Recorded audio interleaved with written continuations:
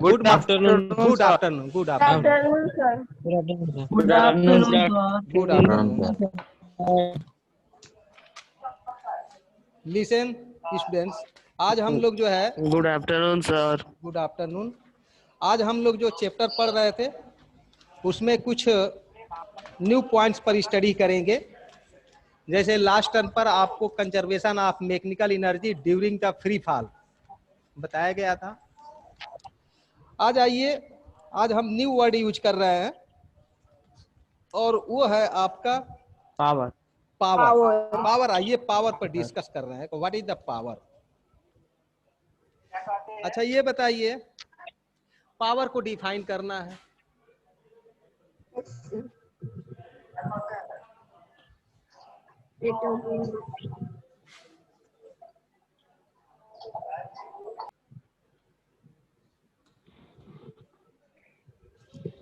चलिए पहले आप एग्जांपल देखिए। आप जो है किसी काम पर जो है दो लेबर को रखे हैं आप। एक लेबर जो है स्ट्रांग है और एक लेबर पुअर है। दोनों आपके यहाँ काम कर रहे हैं। आप कहते हैं कि ये जो है जो पुअर लेबर है, जो पुअर का मतलब यहाँ पर जो है हम बॉडी से ले रहे हैं। बात समझ में आ रही है ना। पुअर का मतलब कि मनी से नहीं हम कर रहे हैं, बॉडी से कर रहे हैं, वर्क करने की कैपेसिटी कर रहे हैं। तो आप कहोगे कि ये जो है बहुत तेज काम कर रहा है। जनरल भाषा में कहते हो कि ये अच्छा काम कर रहा है और ये काम अच्छा नहीं कर रहा है। नहीं, आप किस बेस पर कहते हो कि वो अच्छा काम कर रहा है और वो अच्छा काम नहीं कर रहा। इसका मतलब कि दोनों के द्वारा इक्वल टाइम में जो वर्क हो रहा है उस वर्क का ऑब्जर्वेशन करते हो आप। और ऑब्जर्वेशन पर ये कहते हो कि इक्वल टाइम में जिस पर्सन ने ज्यादा काम किया वो अच्छा आदमी है और जिसने काम अच्छा नहीं किया वो अच्छा आदमी नहीं है, वो अच्छा काम नहीं कर रहा। तो टाइम के विथ रेस्पेक्ट में आप मेजर कर रहे हो किसको, वर्क को मेजर कर रहे हो। तो टाइम के विथ रेस्पेक्ट में मेजरमेंट वर्क को ही हम क्या कहते हैं, पावर कहते हैं। यानी the rate of doing work is called the power. The rate of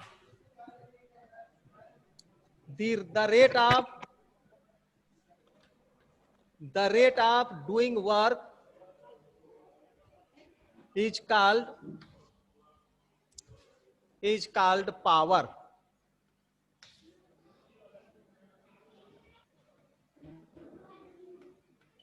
The rate of doing work is called power.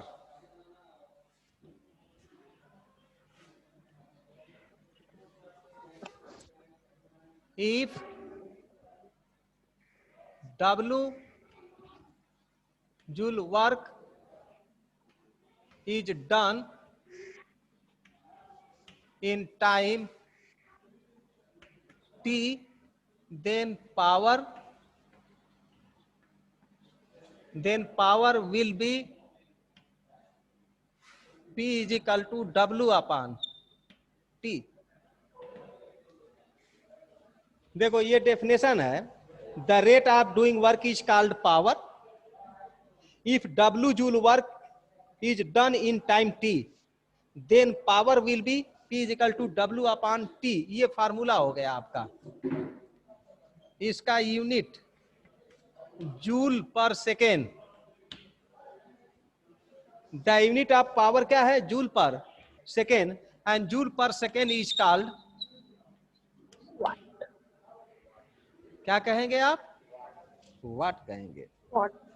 तो क्या देखा आपने कि अगर आप किसी अपने यहां अगर दो लेबर को रखे हो, दोनों लेबर इक्वल टाइम में, जो लेबर ज्यादा काम कर रहा है उसका पावर ज्यादा होगा और जो कम काम कर रहा है उसका पावर कम होगा। तो पावर का मेजरमेंट क्या है, मतलब पावर का मेजरमेंट क्या है, तो टाइम के विथ रेस्पेक्ट में वर्क। टाइम के विथ रेस्पेक्ट में जो ज्यादा वर्क करेगा उसका पावर ज्यादा होगा और जो कम काम करेगा उसका पावर क्या होगा, कम होगा। इसलिए मैंने आपको लिखा जो जल्दी काम करेगा। हाँ, जल्दी नहीं भाई। अरे ये बताओ, मान लेते हैं कि दो लेबर आपने काम पर रखा। चलो एक घंटा के लिए दो लेबर आपने काम पर रखा है और कह दिया कि यहाँ से मिट्टी उठा करके वहां फेंकना है। तो दोनों लेबर 1 घंटे Yes, तक sir. आपके यहाँ मिट्टी को फेंके हैं, तो 1 घंटे बाद जो मिट्टी को फेंके हैं उसका ऑब्जर्व करो, उसको देखो। उसमें जो लेबर ज्यादा मिट्टी फेंका होगा इसका मतलब कि उसने वर्क ज्यादा किया, जिसने मिट्टी कम फेंका होगा Yes, उसने sir. वर्क कम किया। तो जो जो ज्यादा मिट्टी कम। फेंका है उसका पावर ज्यादा होगा, जिसने मिट्टी कम फेंका है उसका पावर कम होगा। ज्यादा होगा, कम होगा, कम तो होगा। The rate of doing work is called the power. The rate of doing work Yes, is sir. Called the power. जिसका Power. जिसका फार्मूला लिखे हैं, if W joule work is done in time T, then power will be P is equal to W upon T, its unit T. Joule per second, and joule per second is called the what. Clear? Biology class बोलो। Yes sir. चलो yes sir.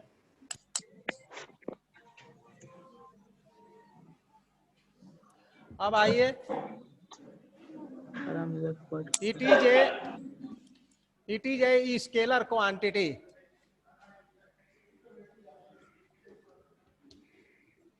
It is a scalar quantity, यानी power क्या है? तो power is a scalar quantity. Quantity. चलिए याद रखिएगा। अब आइए, यहां पर हमने नोट कर रहे हैं other unit of power. Power का यूनिट क्या है? What is the unit of power?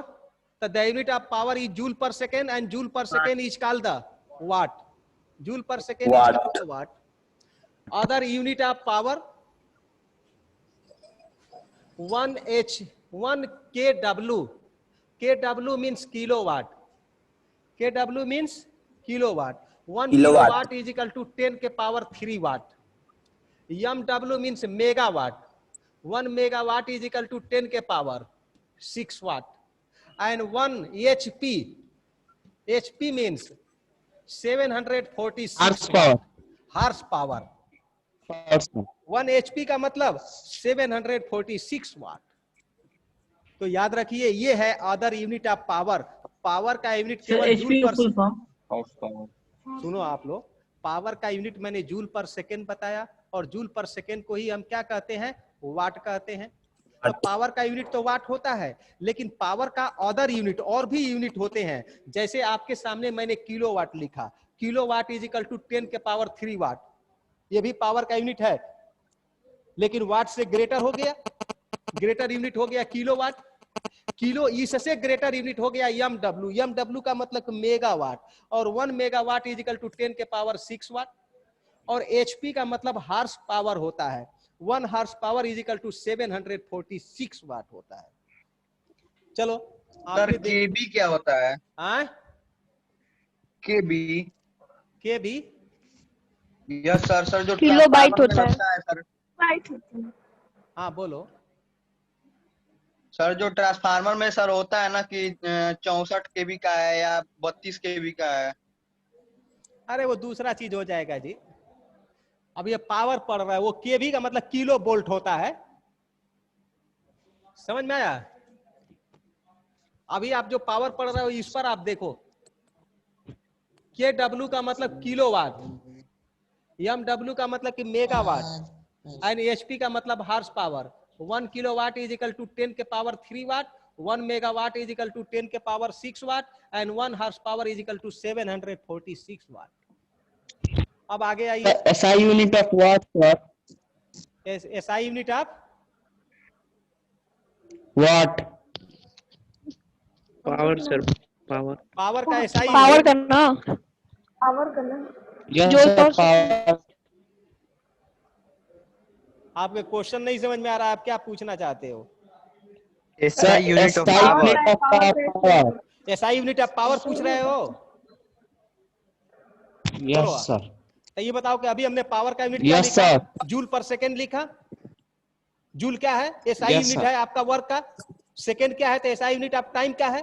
तो पावर का यूनिट मैंने जूल पर सेकेंड लिखा, and joule per second is called the watt. Joule per second is called the वाट। यही तो SI unit है, जिसको एमकेएस यूनिट कहेंगे। बोलिए।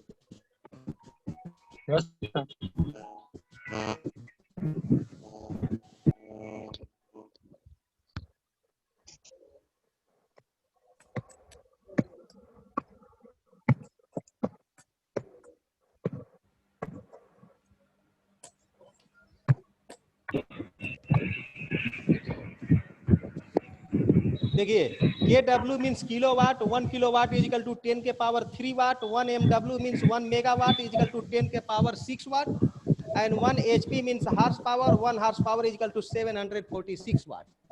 आपने देखा होगा आपके घर में जो है जो ट्यूबवेल वगैरह होता है उसमें कहते हैं कि ट्यूबवेल में 5 हार्स पावर का मोटर लगा है।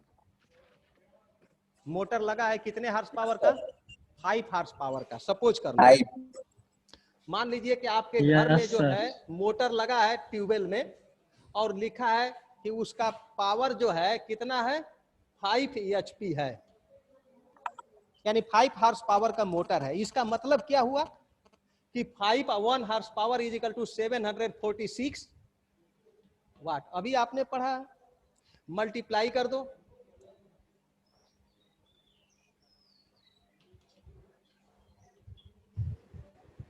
क्या देखा आपने कि अगर 5 हार्स पावर का मोटर है तो 5 हार्स पावर में हमने 5 में 746 से मल्टीप्लाई कर दिया, क्योंकि 1 हार्स पावर का वैल्यू 746 वाट होता है। इसको इसमें मल्टीप्लाई कर दिया तो मल्टीप्लाई करने पर इतना वाट आया। इसको हम कह सकते हैं वाट को जूल पर सेकेंड। इसका मतलब क्या हुआ कि वो मोटर जो है 1 सेकेंड में इतना जूल वर्क कर सकता है, यानी 5 हार्स पावर का मोटर जो है 1 सेकेंड में 3730 जूल वर्क कर सकता है। तो जिस मोटर का पावर 5 हार्स पावर है, that motor can do the work 3730 joule work in 1 second. आ रहा है समझ में? इस तरीके से आप जितने भी मोटर खरीदोगे उस पर पावर लिखा हुआ है, और उस पावर से हम ये पता लगा लेंगे कि वह आपका मोटर 1 सेकेंड में कितना वर्क कर सकता है। इस पे एक न्यूमेरिकल बता दीजिए पावर वाले पे। ठीक है, अभी पूरा कर ले स्टेप को। ठीक है, अभी स्टेप पूरा कर लेते हैं तो आपको बताते हैं न्यूमेरिकल्स। अब आइए,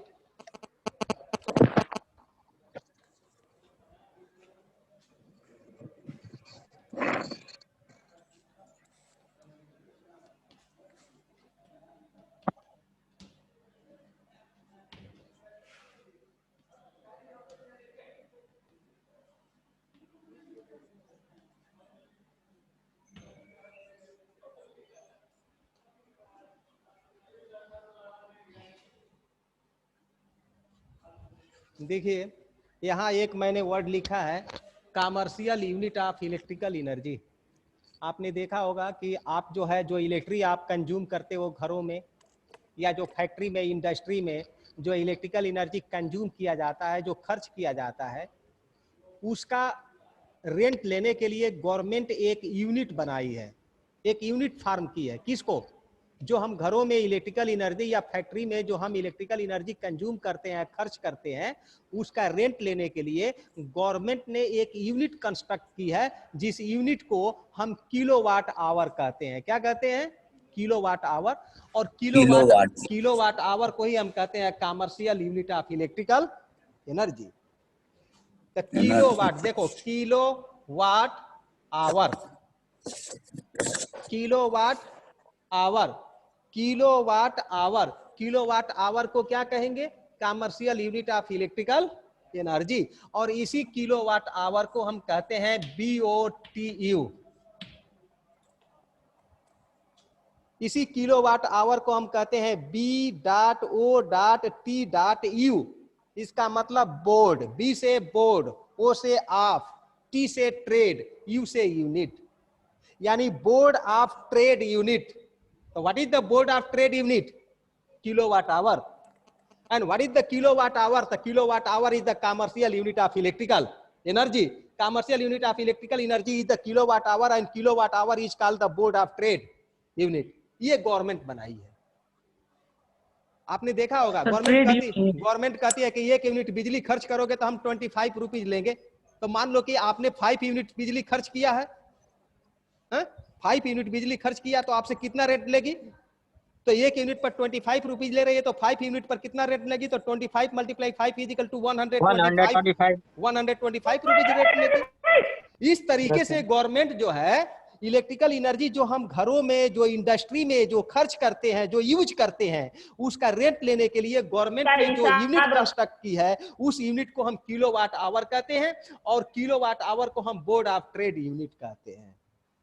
ये आपका इसका मीनिंग हुआ। अब क्वेश्चन ये आता है कि what is the kilowatt hour. अब किलोवाट आवर को डिफाइन किया जाए।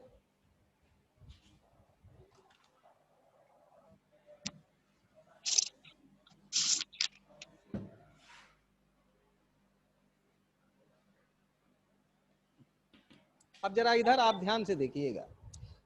मान लीजिए कि आपका एक मोटर है जिसका पावर 1 किलोवाट है, सपोज कर लीजिए, और उस मोटर को 1 आवर तक हम स्टार्ट कर दे, चला दे, तो वो मोटर जितना इलेक्ट्रिकल एनर्जी कंज्यूम करेगा, खर्च करेगा, उसे हम कहेंगे 1 किलोवाट आवर। डेफिनेशन को आप सुनिए, इस तरीके से डेफिनेशन आप लिखेंगे कॉपी पर। एन अप्लायंस, अप्लायंस माने कोई भी apparatus, an appliance of power 1 kilowatt work for an hour, work for an hour, consume energy by the appliance is called the 1 kilowatt hour. फिर से आप डेफिनेशन सुनो, व्हाट इज अप्लायंस? फिर से आप डेफिनेशन सुनो। कोई एपरेटस, कोई मशीन जिसका पावर 1 किलोवाट हो, उस मशीन को 1 घंटे तक स्टार्ट कर दिया जाए, तो वो मशीन जितना इलेक्ट्रिक एनर्जी कंज्यूम करेगी, जितना इलेक्ट्रिक एनर्जी खर्च करेगी, उसे हम कहेंगे 1 किलोवाट आवर। जिसका डेफिनेशन इंग्लिश में इस तरीके से लिखा जाएगा कि 1 किलोवाट आवर, या ये कहिए कि the appliance, the apparatus whose power is 1 kilowatt work for an hour, then consume energy by the apparatus, by the appliance is called the 1 kilowatt hour। ये डेफिनेशन होगा। जब 1 किलोवाट आवर का आपने definition देख लिया, तो what is the value of 1 kilowatt hour. तो देखिए आप वैल्यू 1 किलोवाट आवर को 1 kilowatt multiply 1 hour. 1 kilowatt hour means 1 kilowatt multiply 1 hour। आप जानते हो कि 1 hour means 10 के power 3 watt. 1 hour means 3600 second. इसमें इसको मल्टीप्लाई कर दो 3600 और 10 के पावर 3 का मतलब कि 30 और इसके आगे इंक्लूड हो जाएगा। अब ये हो गया W और ये हो गया सेकेंड।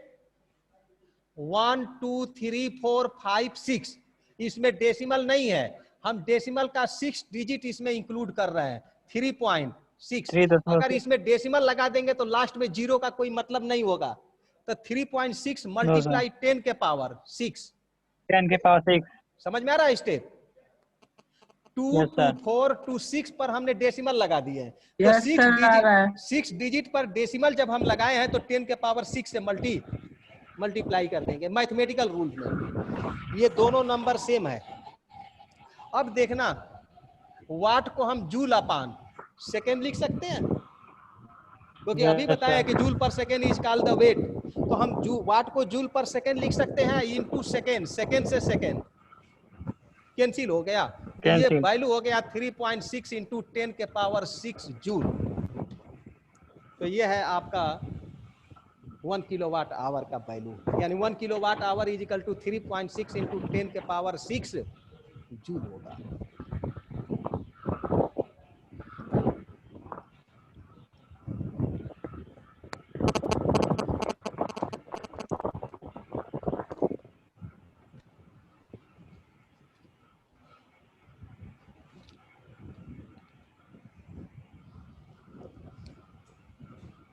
कोई डाउट किसी को? हेलो सर न्यूमेरिकल इन सब पे न्यूमेरिकल इसमें कोई डाउट नहीं ना है जो बताया गया आपको? नो सर, इसमें नहीं। No sir. ठीक है, आइए अब एक न्यूमेरिकल्स आपको हम बता रहे हैं, जरा देखिए पावर कट पर न्यूमेरिकल कैसे होगा, कैसे आप सॉल्व करेंगे।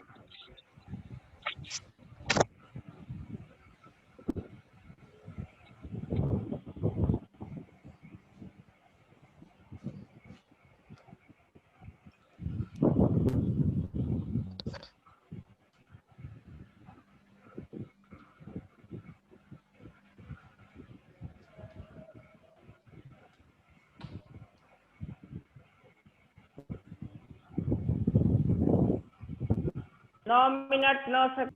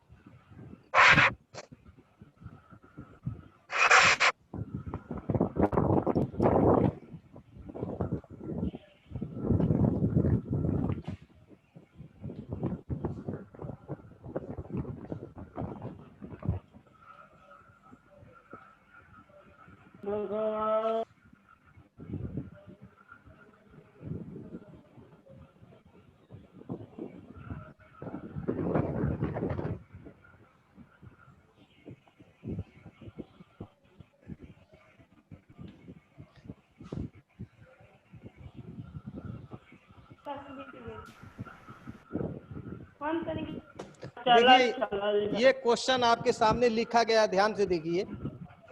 A boy of mass 40 kg runs up A, hello Yes, sir. Sir, what is apply on? देखो बैक साइड से साउंड आ रही है, आप लोग लिसन, साउंड ऑफ कर दो। A boy of mass 40 kg, यानी बॉय का मास क्या है 40 kg है। बॉय जो है रन्स कर रहा है, runs up A flight of 50 step, यानी वो बॉय जो है 50 स्टेप रन कर रहा है, जबकि एक स्टेप की का हाइट क्या है 10 सेंटीमीटर है। तो एक स्टेप में वो आपका जो है एक स्टेप 10 सेंटीमीटर का है, तो कितने स्टेप चल रहा है? One step is equal to 5 centimetre. तो 50 स्टेप क्या होगा? 50 स्टेप्स के लिए 50 में आप 5 से क्या करेंगे मल्टीप्लाई करेंगे, तो 50 में 5 से तो 250 सेंटीमीटर होगा। बोलो सही है? Yes sir. 250 centimetre. No sir, नहीं समझ में आया? 10 सेंटीमीटर होगा 10 है सर, 10 सेंटीमीटर। 10 है ना यहाँ पे, 10 सेंटीमीटर। हाँ, तो यहाँ 10 होगा, यहाँ पर क्या होगा 10 होगा, 10 होगा। वन स्टेप 10 सेंटीमीटर है, तो 50 स्टेप में 50 में आप 10 से मल्टीप्लाई करेंगे तो ये हो जाएगा 500 सेंटीमीटर। चलो ये समझ में आया? और बताओ कि 500 सेंटीमीटर को आप क्या कह सकते हो? 5 मीटर कह सकते हो तो नहीं कह सकते हो? आप कह सकते हो। तो बताओ कि 50 स्टेप में कितना वो चला है? 5 मीटर डिस्टेंस मूव किया। चलिए आगे, टाइम कितना लगा है आपको? टाइम कितना लग रहा है? 5 सेकेंड। टाइम कितना लगा? 5 सेकेंड। आप बताओ कि 50 स्टेप, जब 50 स्टेप को जब वो क्लाइंब कर रहा है तो कितना वर्क किया? तो W is equal to M G H, M की जगह पर रखेंगे कितना वैल्यू 40 kg। चलो जी का वैल्यू 10 ले लिया, और यही जो है 50 स्टेप जो क्लाइंब किया है उसका वैल्यू क्या आया है 5। तो यहाँ पर एच की जगह 5, 5 4 जा 20, यानी इतना हो जाएगा जूल। इसका मतलब कि वो बॉय जो है 50 स्टेप का मतलब कि सीढ़ी ले लो, मान लो कि कोई लड़का जो है किसी सीढ़ी पर चढ़ रहा है, तो कितना सीढ़ी चढ़ा है? तो 50 सीढ़ी चढ़ा है। एक सीढ़ी का हाइट 10 सेंटीमीटर है, तो 50 सीढ़ी का हाइट कितना हो गया 5 मीटर हो गया। इसका मतलब कि वो लड़का अगर 5 मीटर सीढ़ी पर क्लाइंब कर रहा है, चढ़ रहा है, तो कितना वर्क किया? तो वो वर्क जो होगा वो पोटेंशियल एनर्जी के इक्वल्स हो जाएगा mgh। m की जगह 40, g की जगह 10 और h की जगह 5 मीटर। सबको सॉल्व करेंगे तो 200 जूल हो गया।